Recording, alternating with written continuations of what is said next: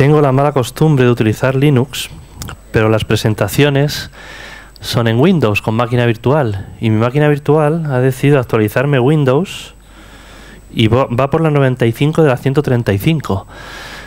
Entonces, es un gran misterio si acabaré yo antes o la máquina de actualizarse.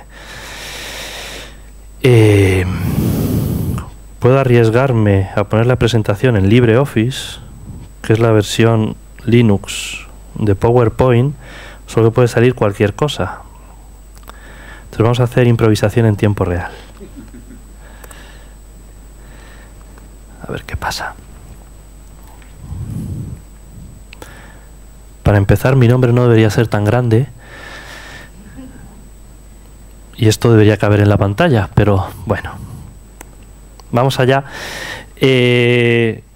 Perdonad porque seguramente sale todo un poco descolocado, pero es por lo que os digo. Esta presentación está, como trabajamos en BQ, como gran empresa, es que los que tenemos que contar algo hacemos una presentación en texto, luego se pasa a los diseñadores y los diseñadores utilizan programas como PowerPoint y luego nos lo pasan a nosotros, que tenemos ordenadores solo con Linux y nos las vemos y las deseamos para poder hacer funcionar lo que vemos. Entonces ahora estoy con OpenOffice y probablemente salga todo un poco descolocado, pero da igual. Dicen que el desorden es el placer de la imaginación. Entonces, en el desorden que haya, podréis encontrar el gusto de esta presentación. Entonces, ¿cuál es la motivación de esta presentación? BQ, en septiembre del año pasado, se hace un curso académico, decidió hacer una inversión económica y estratégica muy fuerte en todo el ámbito de la educación y de la creación de tecnología y de herramientas tecnológicas para educación. Entonces, la razón que hizo que BQ entrara en el mercado de la impresión 3D, en el mercado de la electrónica do it yourself, en el mercado de la robótica, tenía como trasfondo una finalidad claramente educativa. ¿Por qué? Porque nos planteamos la pregunta de cómo podríamos volver a la época del artesanado. O sea, igual que grandes inventores como Leonardo da Vinci, Miguel Ángel, artistas, utilizaban el cincel, utilizaban la espátula, utilizaban el pincel. ¿Cuáles serían las herramientas de hoy para enseñar a crear, a inventar, a dar rienda suelta a la imaginación? Y entonces se vio que esas herramientas, a poco que escarbáramos, pues era la electrónica sencilla, la electrónica de lo que pues generalmente se conoce como la familia Arduino, eran las impresoras 3D con la creciente comunidad RepRap, era la programación con herramientas fáciles que los niños pudieran utilizar, y entonces ahí nació el Departamento de Innovación y Robótica. Y en septiembre pues me buscaron a mí y a otro compañero que éramos profesores de la universidad, Juan González, Obi-Juan, las redes sociales, y nos dijeron, bueno, pues aquí tenéis lo que necesitáis, fundad un departamento, crecer y multiplicaos para hacer un departamento de robótica educativa y de tecnología educativa. ¿Y por qué? Porque una empresa que hace móviles, que hace tablets, que hace libros electrónicos quiere hacer eso. Pues la razón por la que quiere hacer eso es porque BQ existe gracias a que 6 estudiantes de telecomunicaciones, cuando estaban en segundo o tercero de carrera, decidieron empezar a darle rienda suelta a su imaginación y empezaron vendiendo kits muy sencillos de componentes electrónicos para las prácticas de la asignatura de circuitos electrónicos de la carrera de telecomunicación. De ahí pasaron a hacer memorias USB, luego empezaron a hacer tablets, empezaron a hacer libros electrónicos, hace 2 años empezaron a hacer móviles, y lo que se encontraron en ese panorama es que en Europa fundamentalmente somos consumidores de tecnología.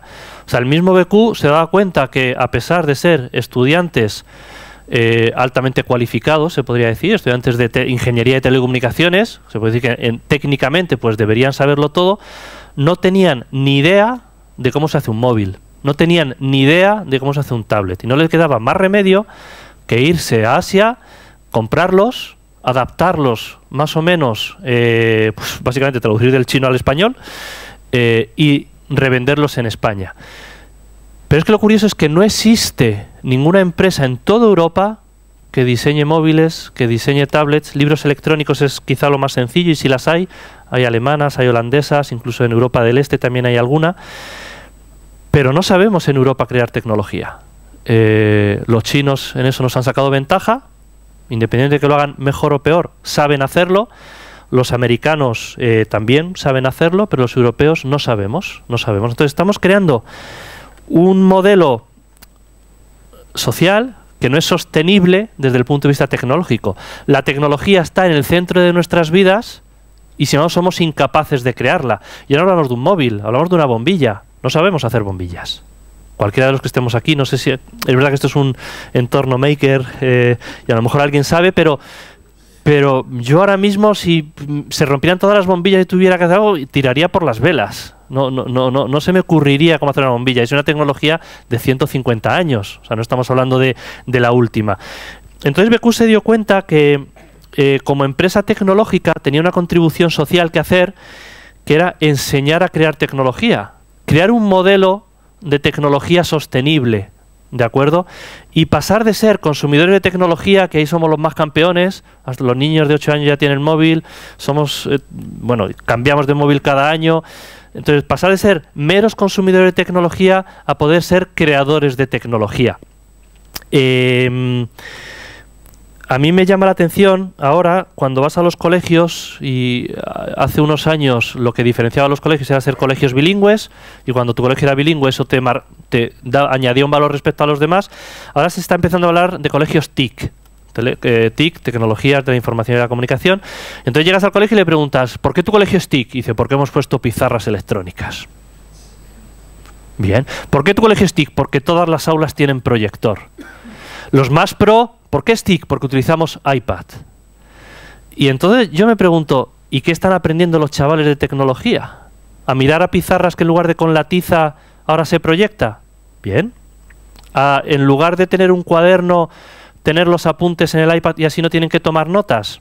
Bien, es una mejora. Pero ¿qué están aprendiendo? O sea, al final, cuando terminen, después de haber utilizado tanta tecnología, ¿qué sabrían hacer ellos por sus propios medios? Y mi respuesta es que todo lo que sepan no será porque lo han aprendido en el colegio. ¿De acuerdo? Lo han aprendido en casa, lo han aprendido porque les gusta, lo han aprendido por internet, pero no lo han aprendido en el colegio. Por otro lado, estamos en una época en la que la información ya no es propiedad del maestro. Antes, pues la información estaba en los libros y uno se compraba el buen libro, que a veces estaba solo en inglés y lo buscaba en Amazon. O estaba ese gran profesor de universidad que todo el mundo iba a su clase porque daba unas clases maravillosas. Eso sigue siendo verdad, pero la información ya está en internet, todo está publicado, todo es libre. Entonces el maestro pasa de ser alguien que tiene el conocimiento y lo transmite a alguien que es capaz de guiar a un grupo de alumnos a que ese conocimiento que ya está disponible sea provechoso, sea un conocimiento que sea útil, sea un conocimiento que no solo sean letra que hay que aprenderse, o números que hay que aprenderse, o relaciones que hay que aprenderse, sino que sea un conocimiento que pueda transformar la realidad. Un ejemplo de eso es el proyecto RedRap. Adrian Bauer pues creó máquinas que transformaban la realidad. ¿Y por qué la transformaban? No pensamos en grandes cosas, las transformaban porque yo imaginaba algo físico, lo metía en un programa de diseño y eso surgía. Entonces estaba cambiando la realidad, hacía que algo que no existiera pasara a existir. Y estaba dando una herramienta a la creatividad de las personas que les permitía crear cosas. Y eso antes no existía. Y Adrian Bauer no quiso mantener ese conocimiento, sino que abrió ese conocimiento a todo el mundo. Entonces esa es la nueva educación. La educación 2.0 no es tener tablets. La educación 2.0 es que el conocimiento sea válido, sirva para algo. Todo este rollo no tiene nada que ver con esta transparencia, pero pues creo que me ha quedado bastante bien. Es lo bueno de tener que improvisar. Transparencia en blanco. Es verdad que PowerPoint es muy bueno, voy a pasar de frases. Voy a decir solo una. Esto está en la biografía de Steve Jobs. Steve Jobs, más allá de que fuera una persona peculiar, criticable a lo mejor en algunos aspectos, tenía una genialidad artística, y es que veía el producto como obra de arte. O sea, era algo de lo que él quería sentirse orgulloso, no solo por lo bien que funcionaba, sino por lo bien hecho que estaba. Y entonces le preguntaron en una ocasión que por qué se había llevado todas las fábricas de Apple a China, que por qué no fabricaba en Estados Unidos, creaba puestos de trabajo, el debate de siempre. Y él contestó que tenía 700.000 operarios no cualificados, o sea, ensambladores, montadores, en sus fábricas en China. Y que para dirigir esos 700.000 operarios necesitaba 30.000 personas cualificadas es decir, con formación técnica de ciclos superiores para dirigirlas, y que en Estados Unidos no había tantas personas cualificadas. Entonces ya no era un problema de costes, que podría ser, sino que simplemente no podía. En Estados Unidos no se podía hacer ese modelo. Eso quiere decir que Estados Unidos, un país altamente tecnológico, exportador de tecnología, era incapaz, no tenía una sociedad tecnológicamente sostenible. No era capaz de mantener la tecnología que eran capaces de crear como diseño.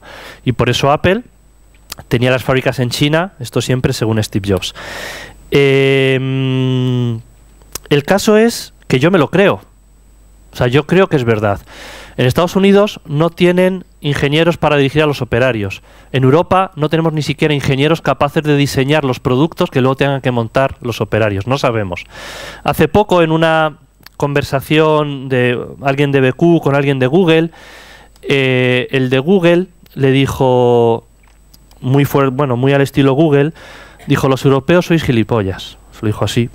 En inglés, me imagino, Europeans are gilipollas. Y le dijo así, dice, porque habéis rechazado el conocimiento.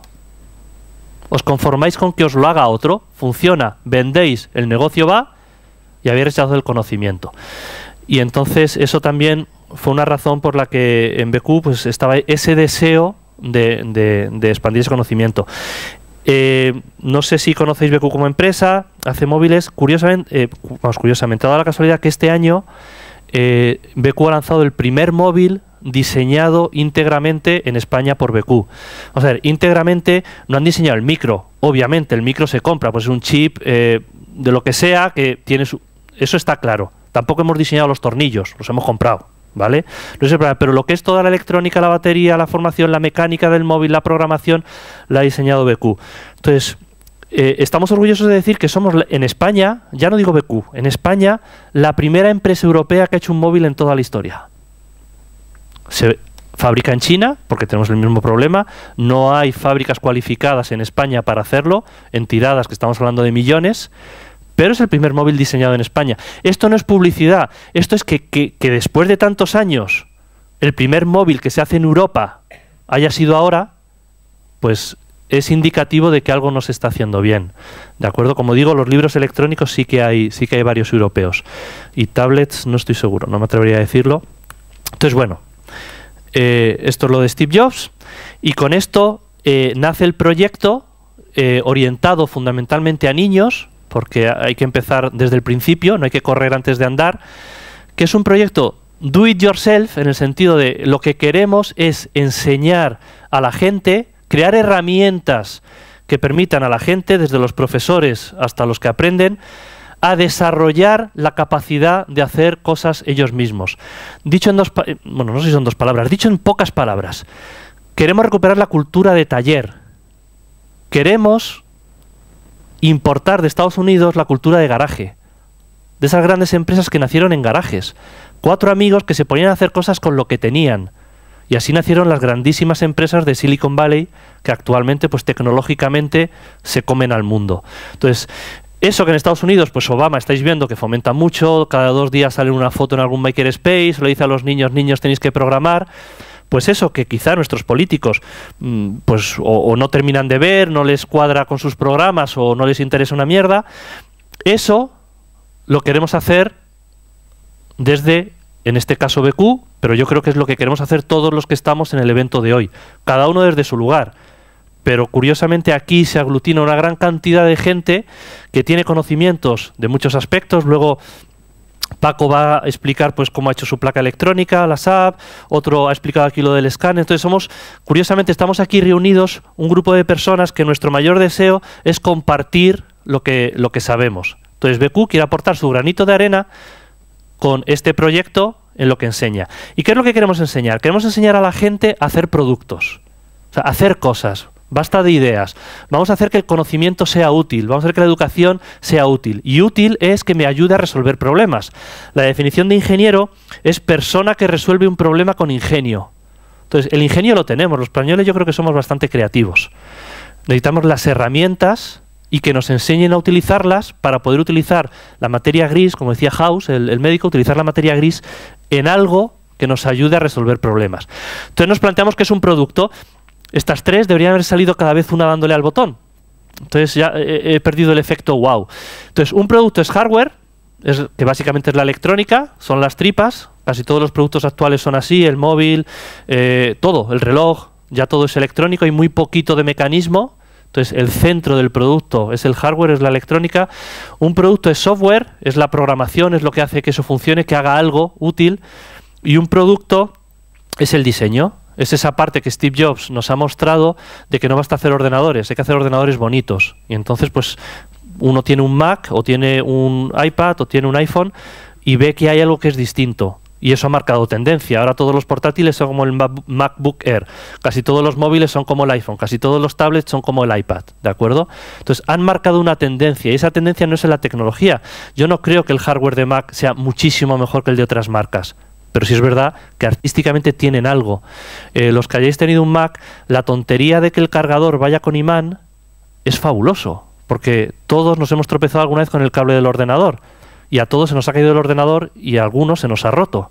Y el Mac tiene un imán, te tropiezas, salta y punto. Es una genialidad. Y no es una genialidad de ingeniería, es una genialidad artística, es una inspiración, ¿de acuerdo? Entonces, un producto es diseño y eso es muy importante.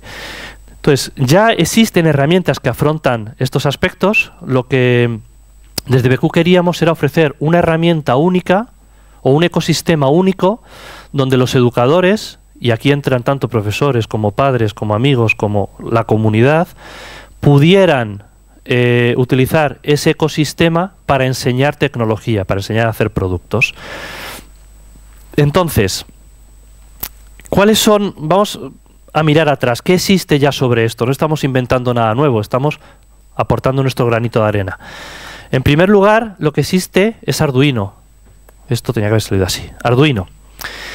Arduino, hace aproximadamente 10 años, consiguió revolucionar el mundo de la electrónica. ¿Por qué? Porque mientras la electrónica era algo que estaba en posesión de pues, los ingenieros electrónicos, de telecomunicaciones, industriales, Arduino hizo que la electrónica estuviera al alcance de todos. Hizo una placa seria, quizá no sea el mejor hardware que se ha hecho en la historia de la humanidad, pero una placa seria, hizo sobre todo un entorno de desarrollo muy sencillo. Y lo que mejor hizo fue compartió todo ese conocimiento a la comunidad e hizo que el mundo se convirtiese en su departamento de innovación. Y todo el mundo empezó a desarrollar para Arduino. Todo el mundo empezó a documentar proyectos de Arduino. Y Arduino, no tengo los números, hablo por decir algo, pero probablemente venda millones de placas al año. Millones de placas. ¿De acuerdo? Entonces, el gran éxito de Arduino fue democratizar la electrónica. Hizo que todo el mundo tuviera herramientas para hacer proyectos electrónicos muy sencillos y a muy bajo precio, que eso es importante. No podemos pretender que algo sea democrático si cuesta 300 euros, porque eso no es democrático, eso es democrático para Beverly Hills. ¿De acuerdo? Entonces, Arduino marcó una revolución y a partir de ahí surgieron miles de placas, algunas mejoraban algunos aspectos, otras simplemente copiaban y vendían más barato por la razón que fuera, otras cambiaban cosas que no le gustaban, y está muy bien, porque al ser un proyecto libre, eso no solo es legal, sino que además es deseable. O sea, nadie... Hay una cosa que a mí no termina de convencerme, me parece que son debates poco fecundos y además creo que equivocados cuando se dice Arduino original y clon de Arduino. En el momento que un proyecto es libre, ese proyecto entra en la comunidad y ya no hay original. O sea, eso se difumina. Si eres libre, eres libre. Y si no lo eres, no lo eres. Pero lo que no puedes es quedarte a mitad de camino. Pero cuando tú liberas el conocimiento, ese conocimiento ya no es tuyo. ¿De quién es Wikipedia? ¿Del que hizo la primera página web y puso la primera entrada en Wikipedia? ¿Se puede decir que ese es el artículo original de Wikipedia y todos los demás son derivados? No, Wikipedia es de la comunidad. Entonces, Arduino es una familia electrónica y es una empresa. Y es bueno diferenciarlo. Arduino es una marca registrada. Yo no puedo hacer una placa y llamarla Arduino, porque es una marca registrada y no puedo hacerlo. Pero la familia Arduino es una marca libre y ya no hay original, ya no hay copia, ya no hay clon. No, es de la comunidad, ¿de acuerdo? Entonces eso es bastante importante. Pero está muy bien que se conozca y que se agradezca a ese grupo de personas, uno de ellos de aquí, de Aragón, David Cuartilles, que empezó este gran proyecto electrónico muy orientado a la educación. Luego está Scratch. Si Arduino revolucionó la electrónica, Scratch revolucionó la programación. ¿De acuerdo? Scratch hizo que la programación fuera algo exclusivo de programadores a que fuera algo que podían hacer los niños. Scratch, para los que no lo conozcáis, es un entorno muy sencillito de bloques en el que aprendes la lógica de la programación. Y aunque pueda parecer algo naif, algo inocente, algo que no aporta nada, aporta algo importantísimo, y es que te ayuda a entender la lógica de la programación. ¿Qué quiero decir? Nosotros cuando hacemos talleres con niños, el ejemplo que siempre pongo es que si yo le digo a un niño, hazme un programa que cuando pulses el botón se encienda un LED, una lucecita. Y lo hacen con una variación que tenemos nosotros de Scratch, que luego veréis. Entonces llega el niño y empieza. Si botón igual pulsado, hasta ahí todo va bien, LED encendido. Llegan, programan su placa controladora, llegan, le dan al botón, el LED se enciende, inmediatamente te dicen, no se apaga. ¿Qué es lo que ha pasado ahí? Y esto educativamente es muy interesante. Que cuando nosotros hablamos, utilizamos conocimiento o comunicación implícita. Cuando yo os he dicho, cuando pulso el botón, el LED se enciende, todos dais por supuesto que cuando yo suelto el botón, el LED se apaga. Pero si os fijáis, yo no he dicho eso. La especificación de mi problema es que cuando yo pulso un botón, el LED se enciende. Punto. Y si estuviéramos en una empresa de ingeniería, el ingeniero que tiene que desarrollar eso levantaría la mano, me dice, oye, las especificaciones son incompletas, porque no me has dicho qué pasa cuando yo suelto el botón. Sin embargo, cuando tenemos la suerte de no ser todavía ingenieros y no estamos viciados por cuadricularlo y definirlo todo, todavía hablamos de un modo normal. Y si yo os digo cuando el LED lo pulso se enciende, todo el mundo entiende que cuando el LED lo apago se apaga. O cuando el botón lo suelto se apaga. Pero eso no pasa en programación porque las máquinas no son tontas, porque ser tontas implicaría decir que son un poco humanas. Las máquinas simplemente no son. Las máquinas ejecutan lo que les decimos. Entonces, Scratch lo que ayuda es a entender cuál es esa lógica de las máquinas.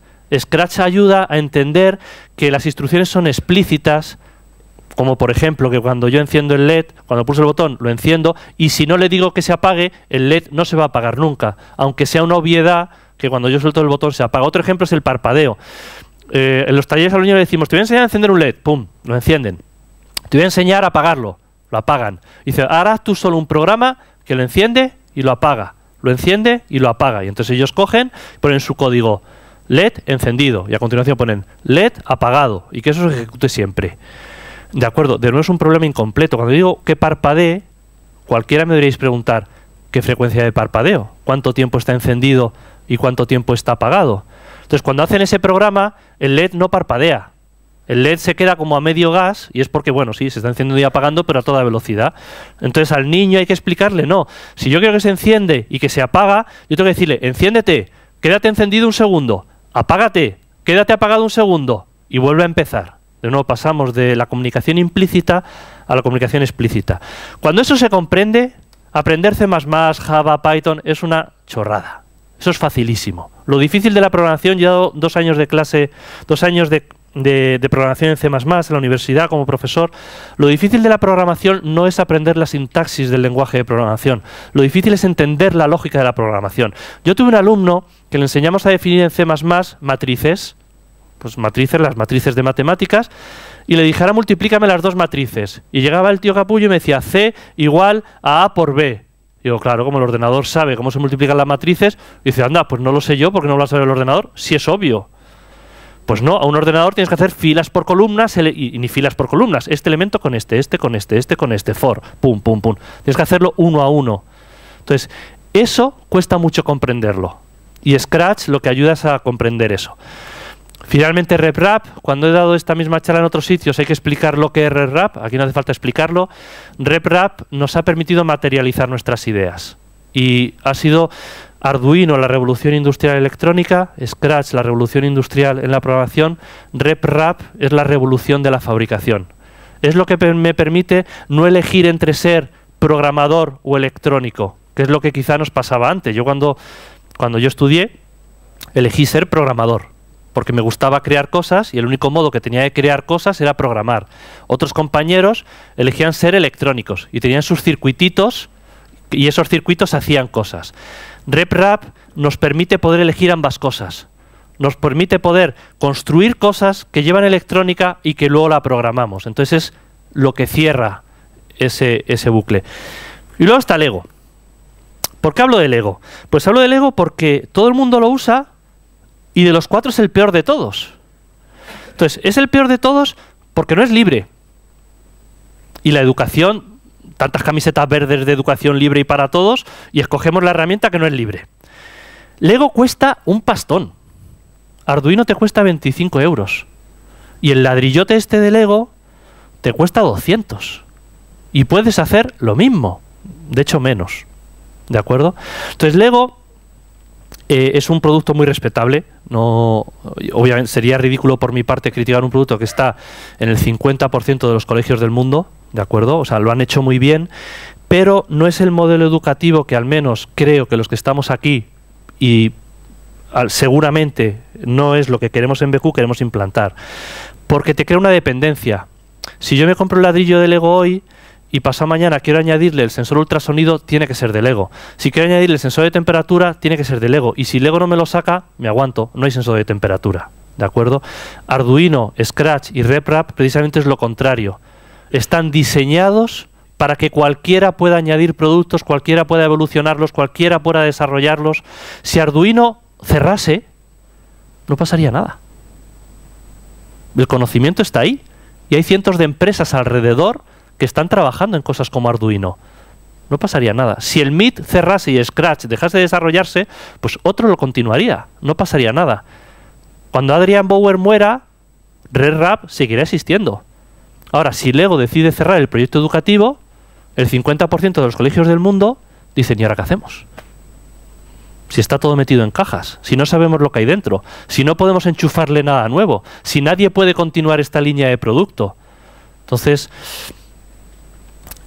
bueno, es un producto que personalmente me parece que es un gran producto con una estrategia no adecuada al público que se dirige, que es el público educativo. Entonces, en BQ intentamos tener el éxito de los Lego utilizando la estrategia de los otros 3, ¿de acuerdo? Y lo que buscamos es contribuir a la comunidad creando un producto que aúne Arduino, Scratch y RepRap, contribuyendo a cada una de esas 3. ¿Cómo lo hemos hecho? Bueno, os he dicho el proyecto Do It Yourself. ¿Qué despacio va esto, por Dios? En diseño. Pues en diseño hemos cogido la Prusa y la Prusa i3 y hemos dicho cómo podemos mejorarla. Entonces, desde el punto de vista de hardware, la Prusa i3 es una impresora muy buena, es realmente fabulosa. Y aunque todo se puede mejorar, y seguramente Joseph Prusa, el que ha hecho esta impresora, este año nos volverá a sorprender con algo totalmente nuevo que cuando lo ves hecho dices, coño, si es que era obvio, pero hasta que no lo hace él, a nadie se le ocurre. Hacemos mejoras, he hecho un tensor de la correa y llega Prusa y te emocionas, y luego llega Prusa, te saca una impresora nueva y dices, coño. Yo cuando monté la i3, que la monté con una foto que publicó Prusa en internet, según la montaba dije, este tío es un genio y creo que estudia económicas. Y es un genio, o sea, ha hecho lo que nadie ha hecho. La i2 era un chocho de impresora. O sea, eso te tirabas un mes montándola y aquello no cuadraba nunca. O sea, era infernal. Y de repente saca la i3 y haces clac, clac, clac, clac, pum, pum. Es increíble. Entonces, cuando saque la i4, estamos todos esperando.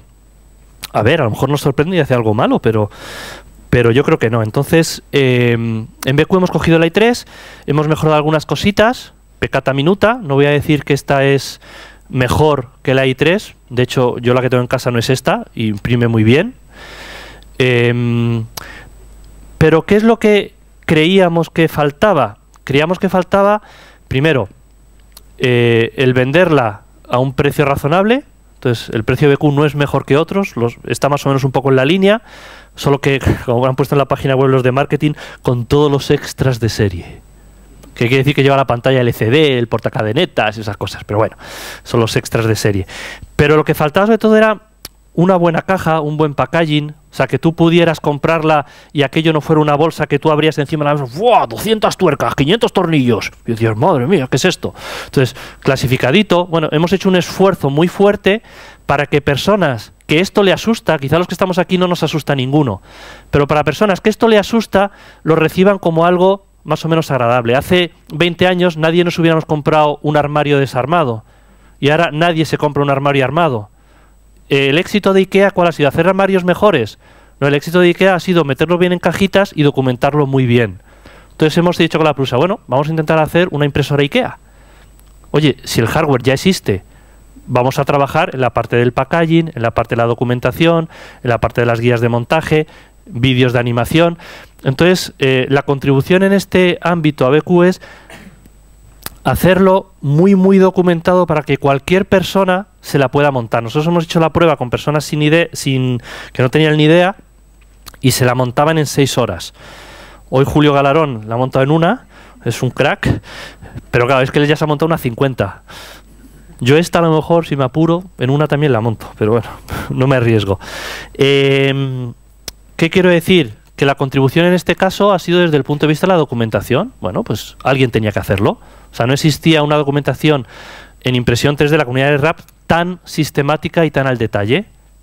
Pues esa documentación está, siguiendo la filosofía, es libre, está a disposición de todos, etcétera. Esto en Windows es un vídeo que se mueve. ¡Wow! No, pero bueno, pues aquí no lo es. Ah, sí. O no. Es una pena, pero era bonito el vídeo. Y lo que quería decir es que lo que permite una impresora 3D es materializar. Entonces, en este caso, pues hacer estos robots. Aquí estás juntando electrónica con cosas reales. Entonces, antes tú te comprabas el robot ya hecho, no te quedaba más remedio, o lo hacías con una caja de galletas y con CDs, pero bueno, no tenías mucho juego, y de repente con una impresora 3D, utilizando simplemente un Arduino y un par de servos, tienes toda esta variedad de robots y muchos más. Y sobre todo que das la herramienta, ¿de acuerdo? Es el tópico de siempre, no les enseñes a no les des la caña, enséñales a pescar. Pues aquí sería incluso más atrás, no les des la caña, enséñales a hacerla, ¿de acuerdo? Es volver más atrás, es llegar a las raíces de la generación de contenidos.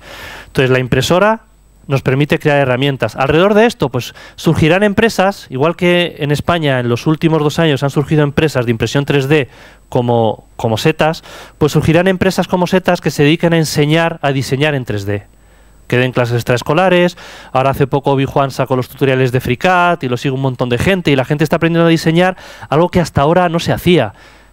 ¿De acuerdo? De hecho, los que ahora utilizamos FreeCAD decimos, joder, yo he utilizado OpenSCAD. Con lo chulo que está esto. Entonces, bueno, pues así poco a poco se empezará a crecer en el sentido del diseño 3D.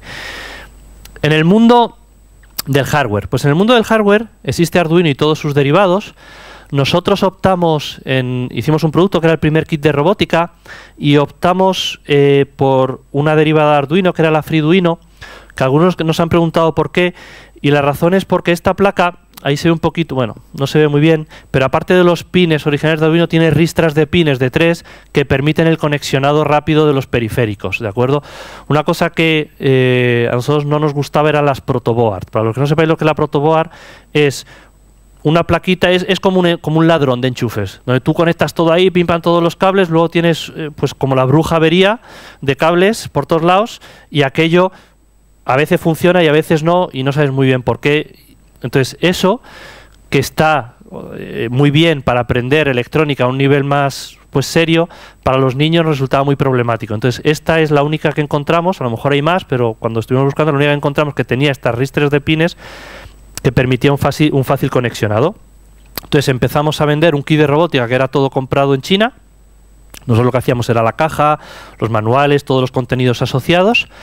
Ese kit se construyó básicamente que nos juntamos los ingenieros del departamento y dijimos, venga, vamos a escribir nuestros 15 componentes ideales. Y escribíamos las listas, las pusimos todo en común y donde coincidíamos todos, pues salió el kit de robótica.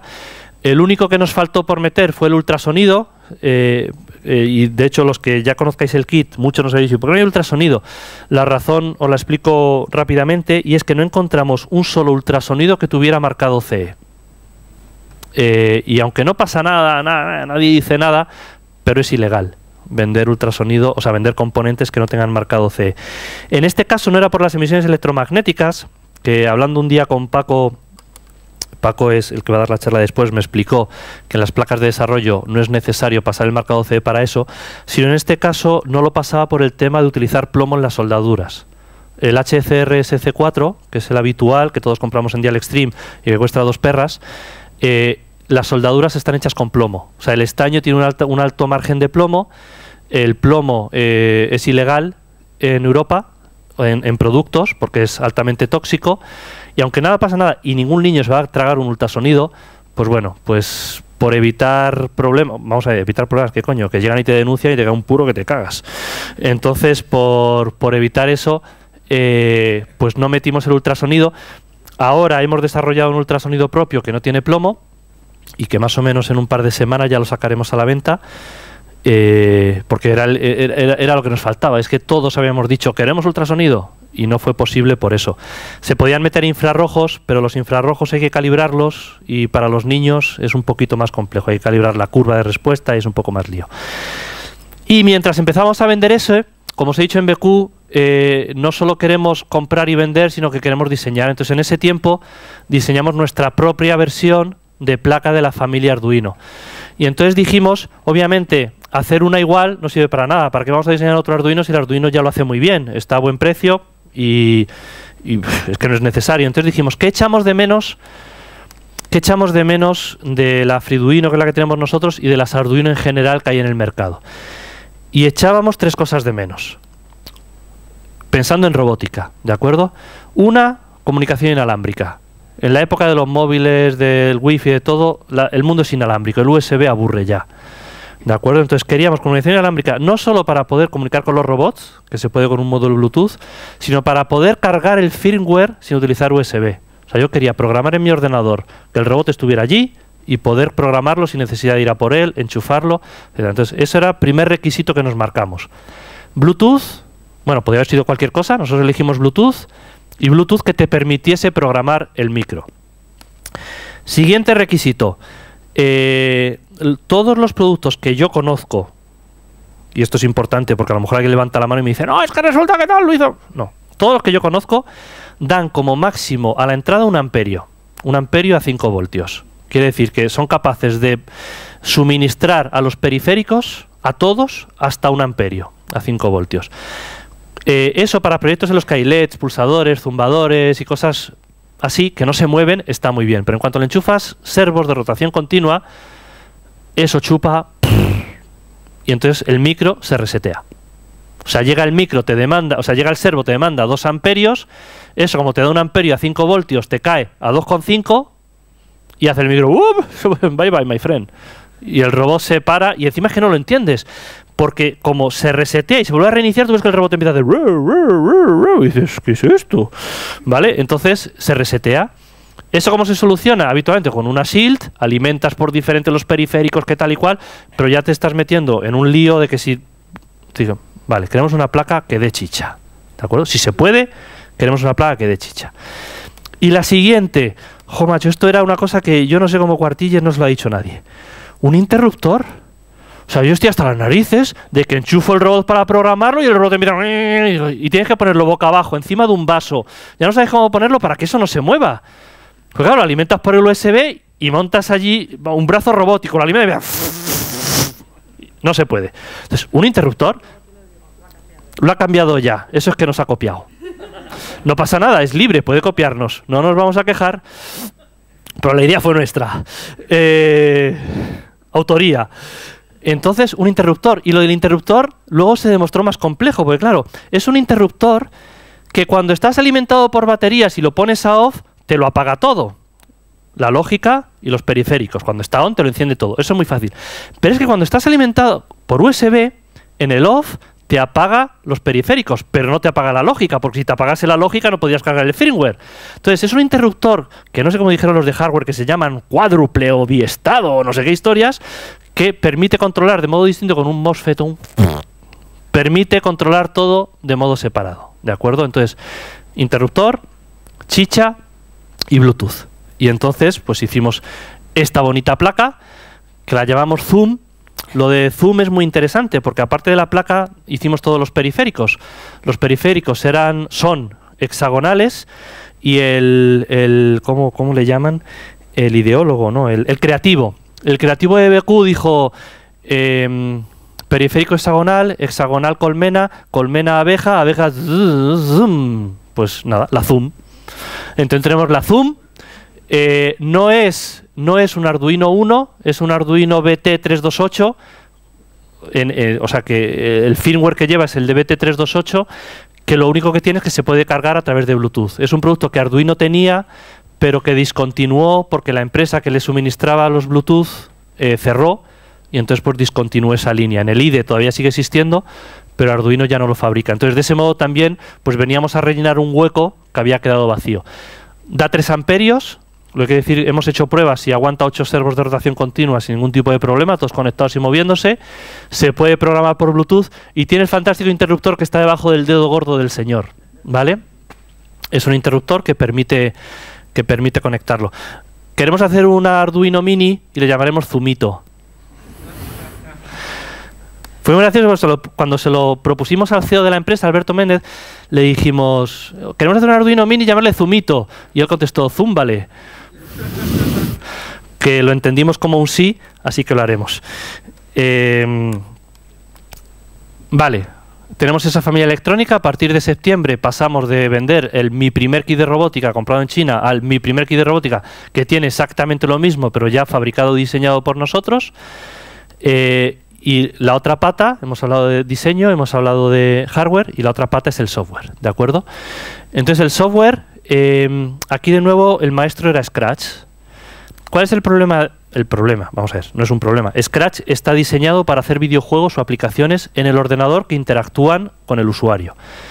Existe una versión que se llama Scratch for Arduino, que lo que hace es que el Arduino es un periférico más del ordenador, entonces puedes interactuar con el Arduino. Pero Scratch es interpretado, es decir, tú abres la aplicación de Scratch, haces tu programa, ese programa, según va sucediendo, se va interpretando y hace lo que tenga que hacer. Si tú le metes el Arduino, pues el Arduino es un elemento más en el bucle, entonces va haciendo lo que sea, de repente se va al Arduino, el Arduino hace lo que sea, aquello vuelve y sigue funcionando. Y eso tiene dos pegas. Una pega es que necesitas estar enchufado por cable o por Bluetooth. También funciona Scratch for Arduino con Bluetooth, pero a una velocidad de comunicación muy lenta y entonces pierdes agilidad. Y la otra pega es que no es compilado. O sea, si yo programo mi robot con Scratch for Arduino y cierro el ordenador, se acabó, porque es el ordenador el que tiene el control, no es la placa. Entonces lo que hicimos es, bueno, y Scratch es que no está pensado para eso, o sea, no es que lo hayan hecho mal, es que Scratch for Arduino lo modificó alguien, pero Scratch no está pensado para trabajar con electrónica. Entonces lo que hicimos fue BitBlock, y BitBlock, por decirlo de algún modo, es lo mismo que Scratch, pero para electrónica.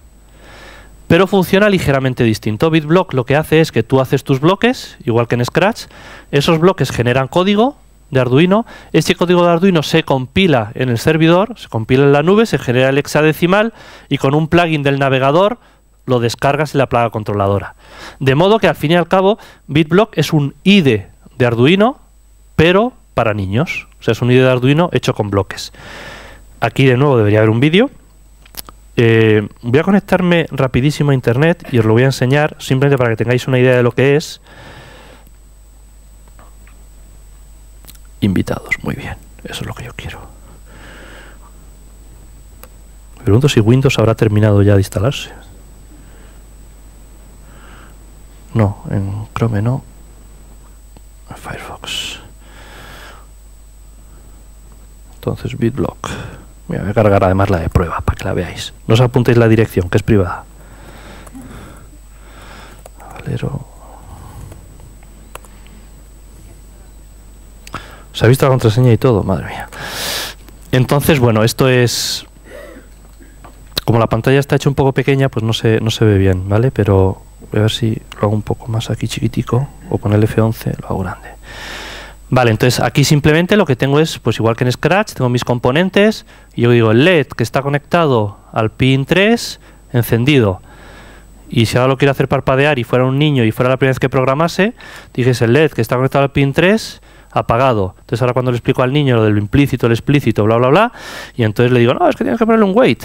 Entonces se le mete aquí el esperar, ¿vale? Y le digo que espere, pues, un segundo, por ejemplo.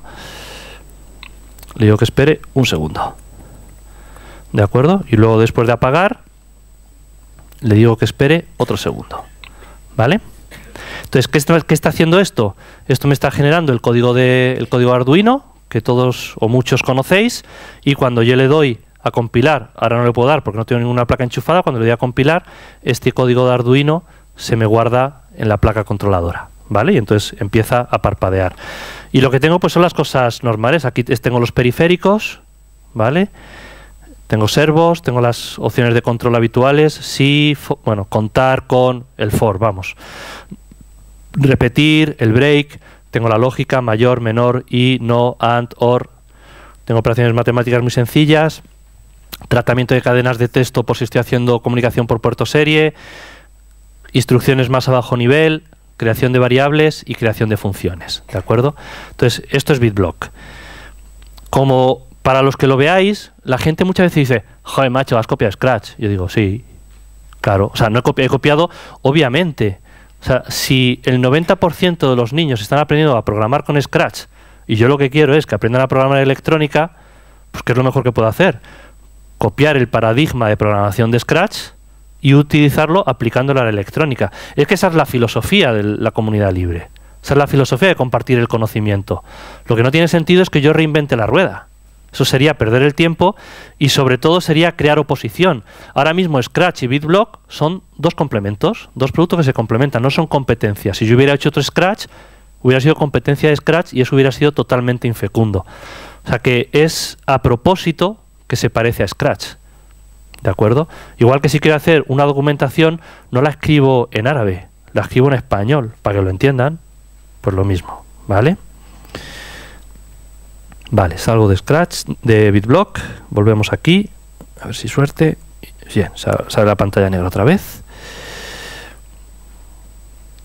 Y esto llegamos al último. Entonces, al final, lo que hemos creado, o lo que pretendemos crear, es esa serie de productos interconectados. Aquí falta mucho trabajo por hacer todavía, pero que lo que permitan es que en un colegio puedan decir, quiero meter en la asignatura de tecnología, quiero enseñar a los niños en tecnología a crear sus productos, quiero enseñarles a ser makers. Este año hicimos la experiencia en un colegio de Madrid, en el Colegio Europeo de Madrid, que está al lado de la empresa, y pues yo di la asignatura de tecnología a alumnos de segundo de bachillerato. Como es colegio privado, tienen creo horas de libre disposición o alguna cosa. Y entonces el temario fue muy sencillo. Eran 8 semanas, de 2 horas de clase cada semana. Las 2 primeras semanas les enseñé a programar el kit de robótica con BitBlock. Entonces encendían una luz, la apagaban, pulsaban un pulsador, pasaba algo, leían con el sensor de luz. 4 horas enseñando a programar. Las siguientes 4 horas montaron 2 robots imprimibles. Nosotros los llevábamos desmontados y ellos lo montaban. Y una vez que lo tenían montado, hacían un sigue líneas y un sigue luz. Y lo hacían con BitBlock, se les ayudaba y todo muy bien. Entonces ya llevábamos 4 semanas. Las 2 siguientes semanas, eso fue un momento glorioso porque Juan acababa de sacar los tutoriales de FreeCAD. Les enseñé a diseñar con FreeCAD lo más básico. Hacer un cubo, rotarlo, moverlo, cilindro, rotarlo, moverlo, esfera, suma, intersección, resta, lo básico. Los 2 primeros videotutoriales. Y eso fueron otras 4 horas. Y el ejercicio que tuvieron que hacer fue hacerse un portalápices. Hicieron el portalápices. Entonces ya sabían programar, sabían utilizar un robot para seguir una línea, etcétera, y sabían diseñar en 3D. Entonces les llevamos un par de impresoras allí al colegio, le llevamos una Prusa y una Witbox. Y les dijimos, vale, trabajo final de curso, que eran las 2 últimas semanas, 4 horas de clase. Vamos a hacer carreras de cuadrigas. Es decir, con el robot que os hemos dado, vamos a hacer circuitos, que van a ser 2 carriles que van a ir cruzándose, y que va a haber momentos que se va a hacer un solo carril y luego se va a separar, y tenéis que tunear el robot que ya habéis hecho, lo tenéis que tunear el vuestro para ganar. Y el que gane se lleva como premio un kit de robótica. Entonces los niños entusiasmados dedicaron 4 horas a diseñar e imprimir eso y luego la competición final. Eran 20 grupos. Estaban en parejas o en tríos. Pero 20 grupos. Yo o sea, aparte que me encantó, todo lo hicieron muy bien. No sé si aprendieron algo de diseño 3D, pero conos aprendieron todo, porque los robots eran pinchos. Pinchos por todos lados, pinchos, pinchos, pinchos. El más ingenioso fue uno que le hizo una rampa. ¿Por qué? Porque había un momento, en las carreras les habíamos dicho que iban a ser de dos modos. Iba a ser los dos en paralelo y a ver quién gana, y uno en cada sentido a ver quién en el choque ganaba. Entonces, cada uno le hizo una rampa adelante y ganó. Pues llegaba y se llevaba a todos por delante. Entonces, ¿qué es lo bonito de esto? Que al final, chavales de 12 años hicieron por primera vez en su vida un producto. Hicieron un robot y aprendieron... No compraron un robot y aprendieron a programarlo. No compraron una impresora 3D y aprendieron a imprimir. No compraron un kit de electrónica y aprendieron a encender y apagar un LED. Sino que lo aprendieron todo. O sea, aprendieron todas las fases necesarias para hacer un producto. Luego vino la televisión, bueno, ya sabéis estas cosas de marketing y tal. Vino la televisión, nos dieron entrevistas y entrevistaron a los niños, ¿no? Nosotros, sí, porque queremos promover el espíritu ingenieril y que los niños hagan ingeniería. Ya. Oye, niño, ¿tú qué quieres ser de mayor? Criminólogo. Venga, vamos a otro. Oye, niño, ¿tú qué quieres ser de mayor? Abogado. Otro dice, yo quiero hacer, este fue el mejor, una cadena de restaurantes para celíacos. ¿Alguno que quiera ser ingeniero? Ni uno. Entonces, ¿qué se aprende de esto? Que si lo que conseguimos fue que se dieran cuenta que no quieren ser ingenieros, pues qué bien que lo descubrieran con 12 años y no con 18 después del primer año de carrera en que suspendieron todas, ¿de acuerdo? O sea que al final no se trata de hacer una sociedad de ingenieros, se trata de hacer una sociedad de gente que no le tiene miedo a las cosas. O sea que ese niño, si es abogado, diga yo soy abogado no porque me da miedo la tecnología la tengo dominada. Soy abogado porque me da la gana, ¿vale? Y eso es lo que se busca. Y entonces ese es un poco el proyecto educativo contado pues así más o menos en clave de humor, pero que es verdad, que tenemos en BQ. Y este primer año nos hemos centrado en crear el producto, hemos creado el kit de robótica diseñado por nosotros, hemos creado la prusa, digamos, ligeramente mejorada y sobre todo documentada por nosotros, hemos creado BitBlock. Y ahora la siguiente fase, por si aquí hay algún profesor que le interese, es crear toda esa estructura web en la que empezamos a crear unidades didácticas, o sea, poder crear por edades y por cursos, unidad didáctica, objetivos, competencias, evaluación. Pum, es lo que le gusta a los profesores. Objetivos, competencias, evaluación. Otra, objetivos, competencias, evaluación.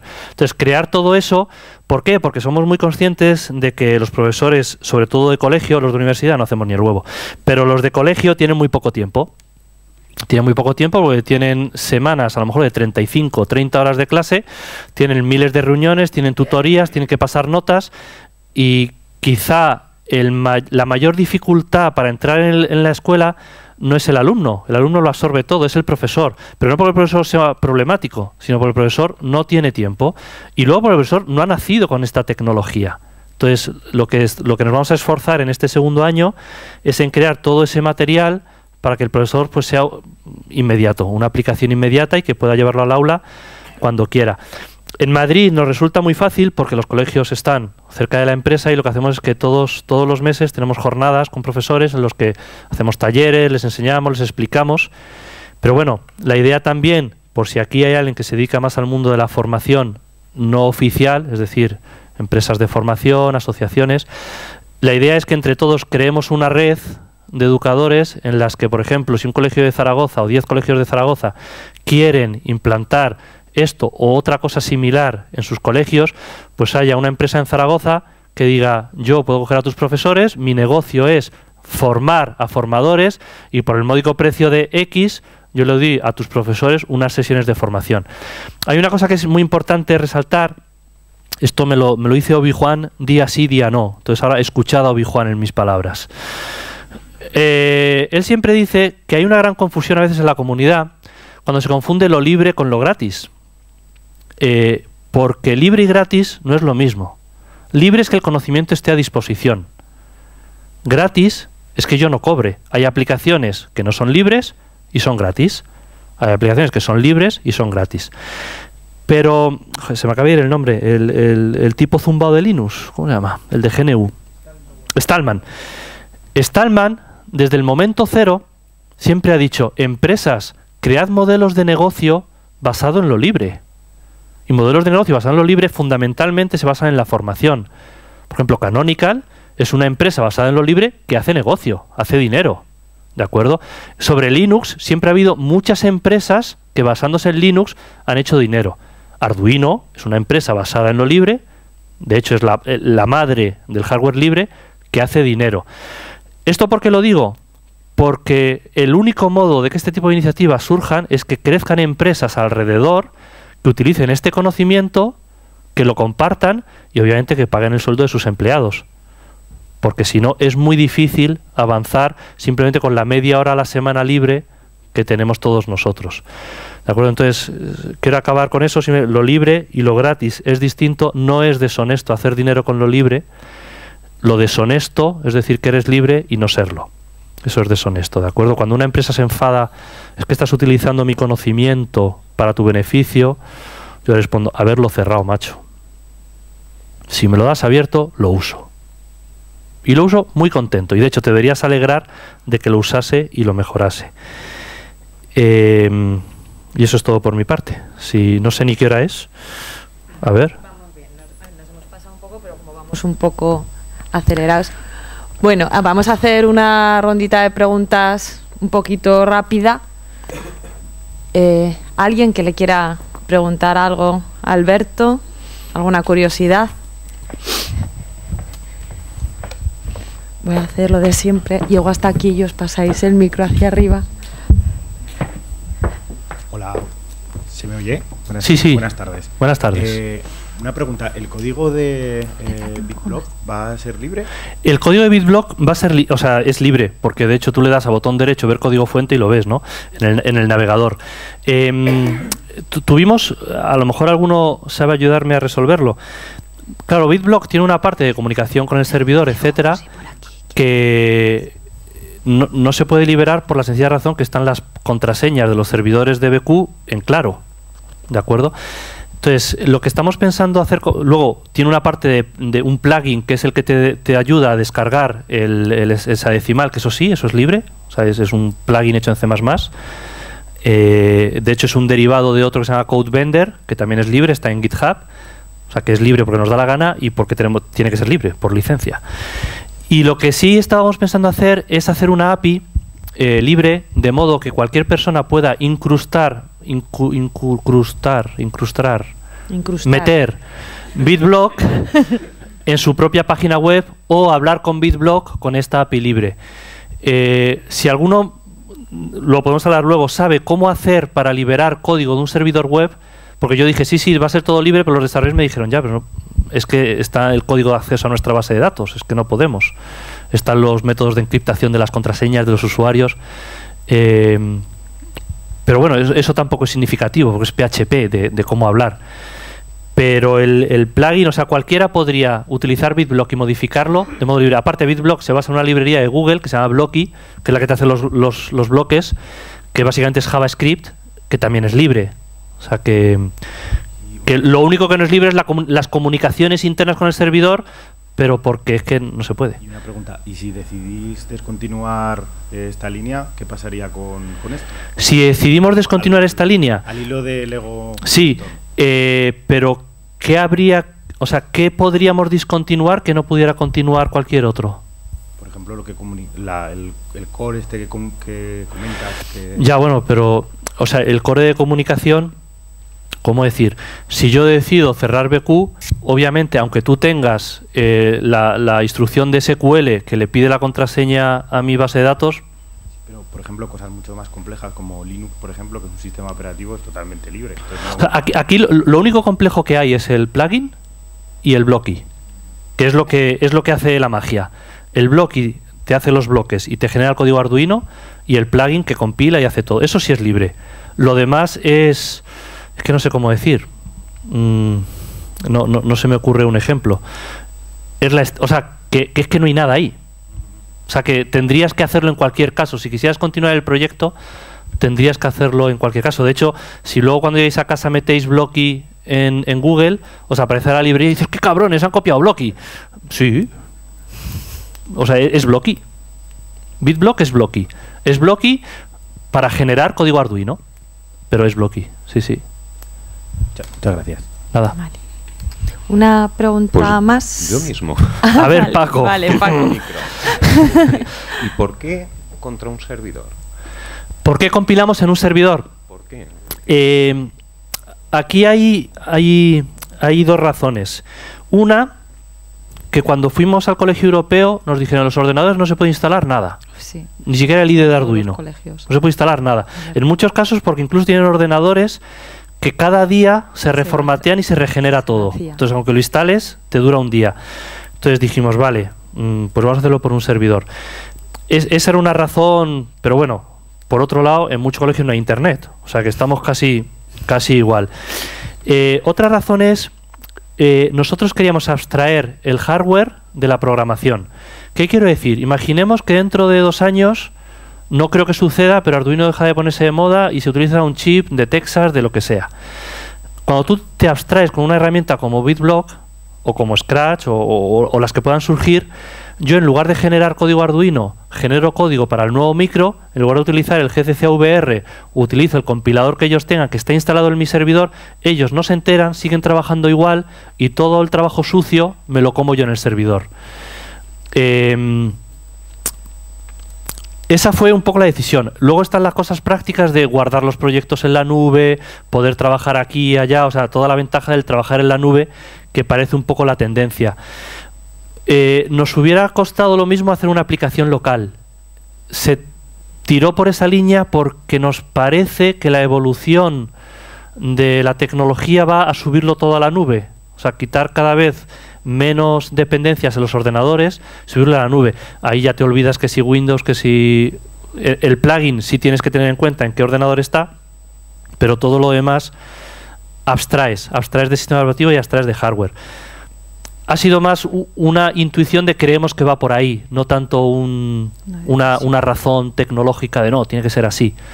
Ha sido más, bueno, creemos que lo natural es que en los colegios o en el mundo en general Internet sea muy accesible y bueno, la idea es que a lo largo del curso que viene BitBlock también pueda funcionar sobre tablet. Entonces, claro, ahí ya empiezas a multiplicar que si Android, que si OS X. Entonces, en la nube, el navegador que me resuelva los problemas y la ventaja del tablet, los tablets como ya vienen con Bluetooth y la placa es programable por Bluetooth, pues también directamente el tablet, pin, programar y que se compile. Veremos, pero vamos, lo ideal sería que otro le gustase este proyecto, creyese profundamente que es mejor que se haga en local y que lo coja y lo haga en local. Y así pues ya cada uno, en la variedad está al gusto, cada uno que elija lo que mejor se ajuste a sus necesidades. Vale.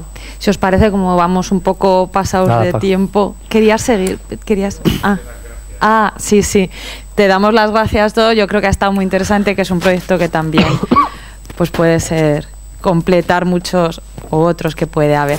Le damos un aplauso y le damos entrada. Muchas gracias, Alberto. Gracias.